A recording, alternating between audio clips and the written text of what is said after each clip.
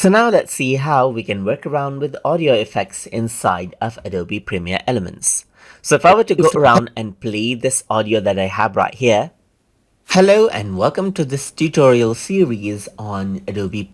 Then it is normal right now. There is no effect applied to it. But let's say what you want to do is you want to apply audio effects. So just like with video effects, you can also go around over here under expert mode right here, and under effects you see audio right here.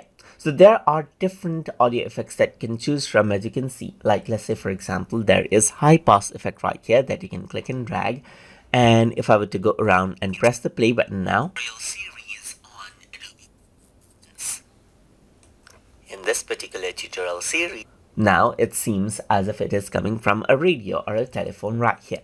So that is what you have. You can also delete out the audio effect right here. Similarly, there are other audio effects that you can choose from as well. Like let's say for example, there's the low pass right here, and there's high pass, there's simple notch filter and swap channel and so forth, as you can see. Let's just go around with delay right here and let's hear out how that sounds. Yes, we're going to cover many aspects of the application. So that is what you have. That is the delay, as you can see right here. Similarly, you can also go around and apply out different filters right here. So let's say for example you got the delay right here, and then I'm going to go around over here under effects right here, just like this, over here.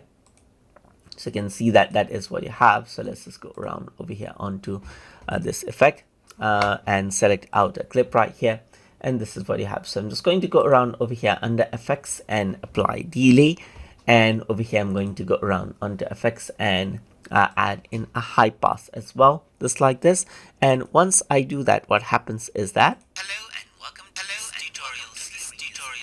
you got both of the effects applied all together as well. And that is how you can work around with audio effects inside of Adobe Premiere Elements. So I hope you guys learned something as always.